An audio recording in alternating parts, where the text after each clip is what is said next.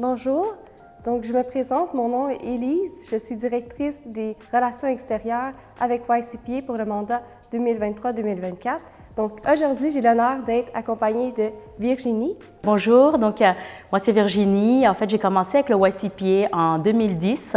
Donc de 2010 à 2012, j'ai été la directrice marketing, puis j'ai eu l'honneur en fait d'être la présidente de YCPA de 2013 à 2014. Virginie, je serais curieuse de t'entendre à savoir comment as-tu débuté avec YCPA?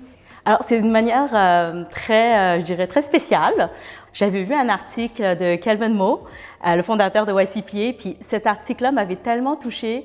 Je voyais en fait la personne immigrante qui venait s'intégrer ici, puis l'impact qu'il a eu, puis l'évolution qu'il a eu. Alors, il parlait de YCPA aussi à ce moment-là et j'ai vu son petite adresse courriel en bas. Alors, j'ai juste envoyé un email à Kelvin. Puis écoute, il m'a répondu dans les 24 heures et on a été prendre un café ensemble. Écoute, ça a été le coup de cœur. Ça a été vraiment le coup de cœur. Il me parlait de YCPA, puis je me voyais vraiment m'intégrer dedans, évoluer avec et puis avoir de l'impact dans la communauté. Alors, mon histoire a commencé comme ça. Virginie, je serais curieuse de t'entendre. Es-tu restée aussi en contact avec les membres de ta cohorte ou les gens du board à l'époque? Oui, tout à fait. Puis la beauté de YCPA, justement, là, c'est le fait que pour moi, YCPA, c'est comme une académie. C'est comme une académie puis une communauté, OK? Je dis ça de cette façon-là parce que c'est une académie. Pourquoi? Parce qu'on apprend tellement de choses. Il y a tellement des interactions qu'on a avec chacun d'entre nous. On apprend des uns et des autres. Et on développe des compétences qui peuvent me servir autant personnellement que professionnellement, mais aussi à travers les ateliers ou les événements que YCPA faisait. Puis le fait de les organiser tous ensemble, ça nous tient tellement serrés, tissés serrés, là. Puis que finalement, tu sais, il y a beaucoup de personnes que j'ai gardé contact aussi.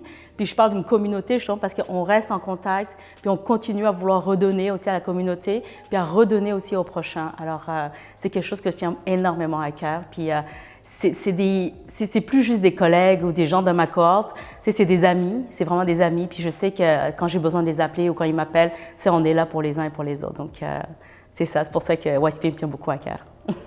Parfait. Puis, en regardant les types d'activités qu'on a aujourd'hui, trouves-tu que la mission de YCPA a évolué depuis l'époque où tu étais sur le board? Oui, effectivement, ça a évolué, je dirais. Je pense que l'essence même est demeurée la même, dans le sens que d'intégrer les jeunes professionnels, de développer, de leur bâtir un réseau, puis de les aider aussi à grandir chacun de côté professionnel. Je pense que l'essence même est restée. Ce qui a changé, c'est la qualité. Vraiment la qualité des événements que vous faites. Veux pas, moi, ça fait déjà 10 ans. Moi, j'ai célébré les 15 ans de YCPA. Donc, c'est quelque chose, c'est pour ça que 25 ans, là, je suis comme... J'ai hâte d'arriver au gala pour les 25 ans, mais on voit la qualité des événements. Nous, à l'époque, c'est sûr que c'était plus petits événements, les budgets étaient plus restreints, il fallait faire avec ce qu'on pouvait, mais le cœur était là, le dévouement était là. Et alors, c'est ça qui est demeuré, mais en meilleur. Puis si tu avais un souhait à souhaiter à YCPA pour les 25 prochaines années, quel serait ce souhait? Chacun d'entre nous a laissé sa trace, a bâti quelque chose. Alors, il y a une des choses où je suis vraiment fière, là, puis que je vois que ça a continué, c'est comme la clinique d'impôt. La clinique d'impôt, c'est une des initiatives qui a été mise en place lors de mon mandat. Et puis, c'est là où justement tous les jeunes professionnels, on avait une certaine compétence, puis on les a mis ensemble, puis on s'est réunis, puis là pour le redonner à la communauté, le redonner à la société. La première édition, on a pu justement aider peut-être une centaine de personnes en 8 langues différentes. Puis ça a été à l'hôpital chinois. Alors, tu sais, c'est beaucoup d'entraide et de redonner.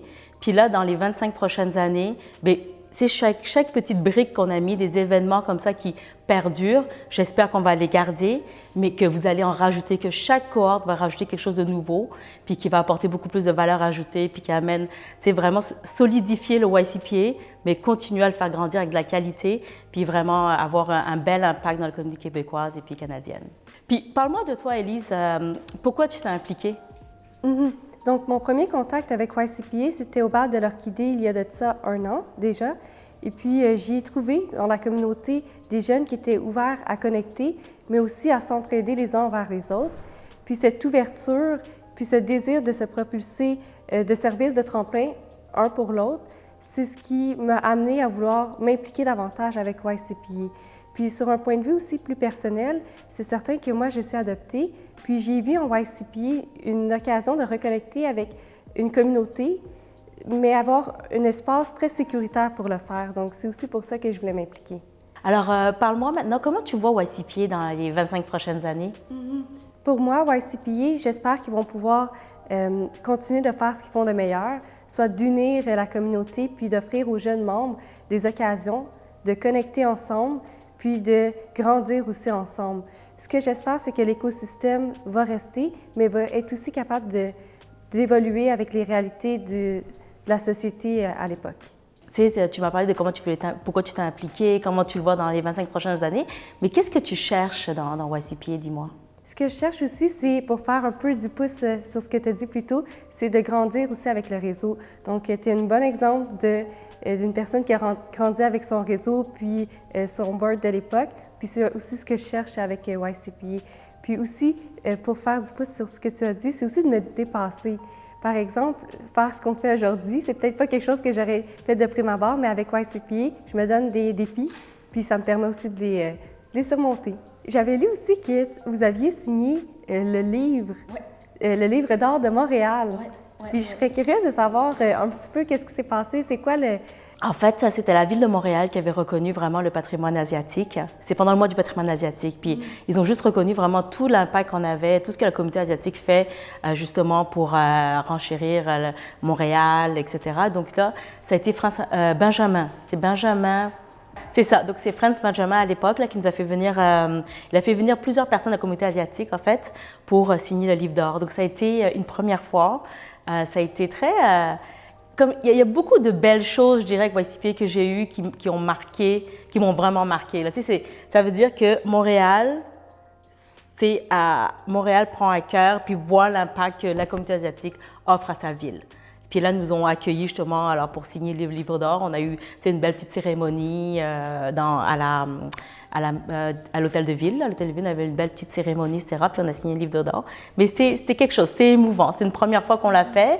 Puis tu vois, depuis l'évolution, c'est sûr que Winston a beaucoup un gros rôle à jouer dedans, là, Winston Chan, parce qu'il est toujours proche, proche des gens.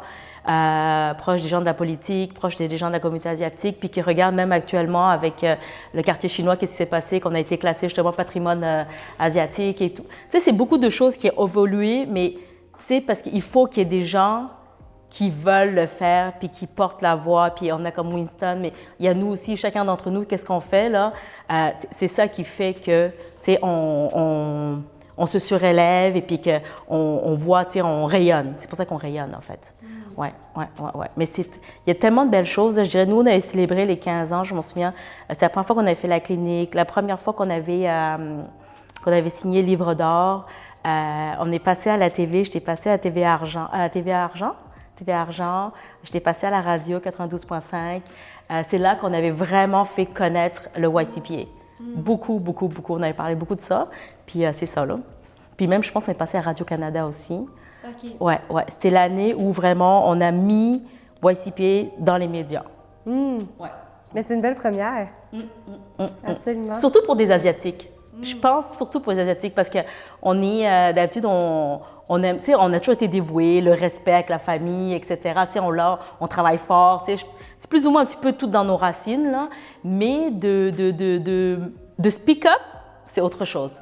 Le speak up, c'est quelque chose qui a évolué avec le temps, puis je pense qu'on le fait très bien. C'est sûr qu'on continue encore à le faire, là, mais je vois toutes les nouvelles générations, là, vous speak up, speak upez?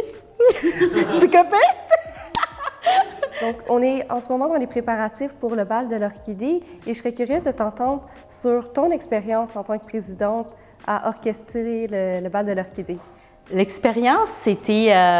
c'est tout un événement. C'est l'événement de l'année vraiment pour le YCPA. Puis la beauté de la chose, c'est qu'à chaque année, même si c'est l'événement pour célébrer le mois du patrimoine asiatique, on change l'endroit. Donc c'est toujours de se renouveler et de se surpasser. Alors, mais c'est surtout à la base une célébration. C'est vraiment célébrer l'héritage, notre patrimoine asiatique, mais aussi d'être là pour souligner tout ce qu'on a fait les dernières années, mais comment on veut bâtir le futur, comment on veut bâtir un meilleur monde. Donc pour moi, c'est ça le bal de l'orchidée.